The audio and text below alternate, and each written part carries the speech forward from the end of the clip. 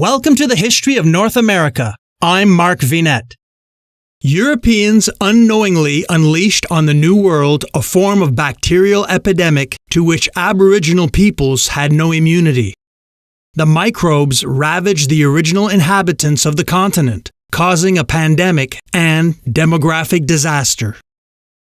Let's examine the dramatic decline of native populations after the arrival of Caucasians in North America. Before the arrival of the Europeans, there were 1 million or so Amerindians and Inuit living in what was to become Canada, Mexico, and the United States. The decline of this population after the first European contact is dramatic and tragic.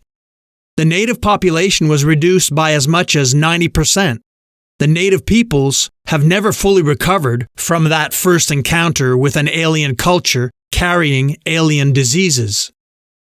The plague that swept across Europe in the 1300s with such devastating effect that it became known as the Black Death foreshadowed what was to come in the New World.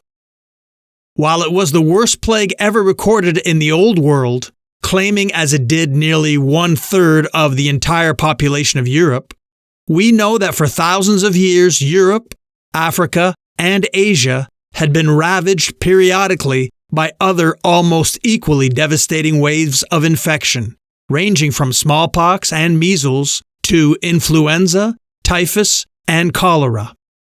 In the Americas, however, these diseases were quite unknown. There were no widespread epidemics on this continent before the Europeans arrived. There is a simple geographical reason for this. The native peoples first entered the New World via one of the coldest regions on Earth, the Arctic, and these frigid conditions created a kind of antiseptic shield, protecting the New World from all the Old World bacteria and viruses. These viruses could only reach the Americas by warm ocean routes farther south, and this wasn't possible for thousands of years. Years in which native people were completely insulated from many of the deadly microbes that plagued humanity. There was a drawback, nevertheless, to this situation.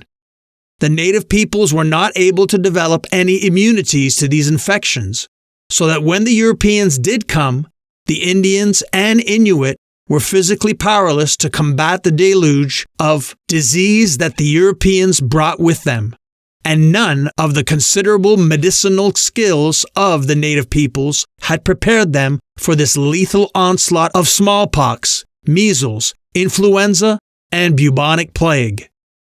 The bubonic plague virus was brought to Europe from Asia, and 150 years later, unwittingly and unbeknownst to the carriers, was transmitted in a mutated form to North America. When the first wave of Europeans began exploring North America in the 1500s, the total population of the Americas was actually greater than the population of Europe.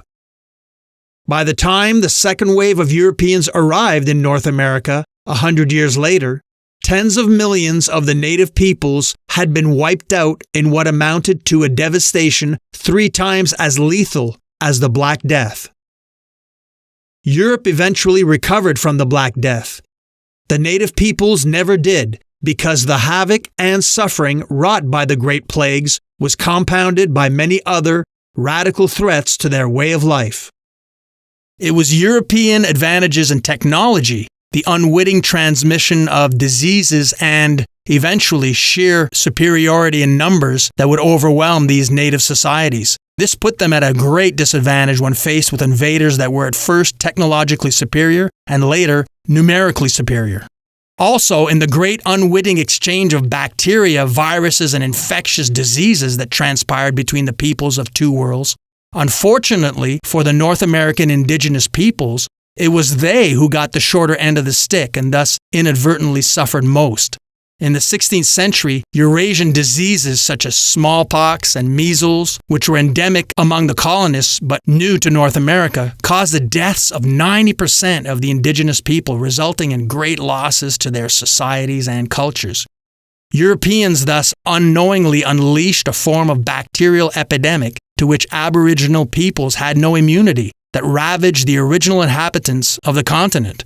After European contact, Amerindians suffered high fatalities of Eurasian diseases.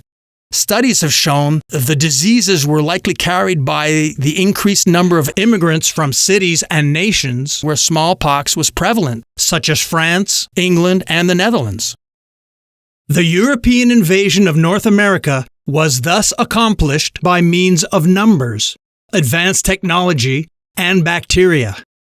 The historical record indicates that when one culture is significantly more technologically advanced than the other, this side will be favored by the disruptive nature of conflict, often with dire consequences for the other society.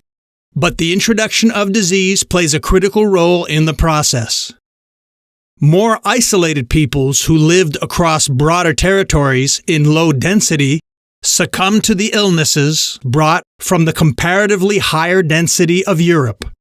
The indigenous populations simply had not had the time to develop immunity to the foreign diseases, all of which introduced at once, to which the more urbanized European populations had had many years to develop some population immunity.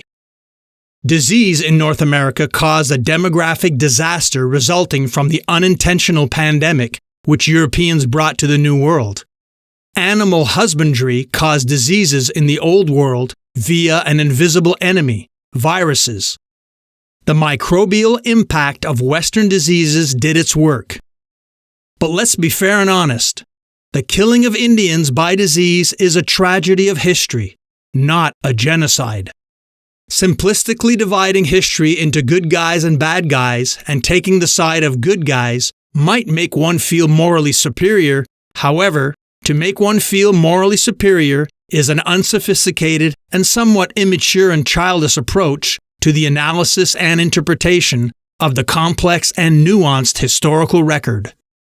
One of our most avid listeners, CJ, who also views each video episode on YouTube, sent me a recording comprising major excerpts of a provocative article on this contentious, controversial, and sensitive subject. According to some, history has to be erased or submerged in order to achieve the greater good of creating a just and moral society. Many times, it's just too inconvenient for certain contemporary political narratives. What happened to Native Americans when European settlers arrived was as tragic as what happened to the Celtic people when the Slavs and Huns invaded Celtic lands just 800 years before the arrival in North America of Columbus. If anything, the Huns were even more brutal than Europeans were to native North and South Americans. They also massacred entire villages. They also brought disease and pestilence. To try and single out what happened to Native Americans as somehow uniquely brutal or unusually evil is ludicrous on its face. It doesn't make what happened to Native Americans morally right to point out that the entire history of human civilization is replete with examples of deadly contact between civilizations. But it explains it in a way that needs to be understood by everyone, including Native Americans. In fact, these conflicts have been part of the march of human progress for tens of thousands of years. Native Americans may mourn their lost lands and be enraged by the killing of so many of their people, but for them to ignore the benefits of contact with Europeans is to ignore reality. There has never been an equal two-way exchange when civilizations clash. White Europeans won out because they had the guns, germs, and steel, and native peoples did not. This didn't make white society better, only stronger. Let's end this somewhat sorrowful and grim analysis with the following positive outlook. Viewer VC from New Jersey states the following.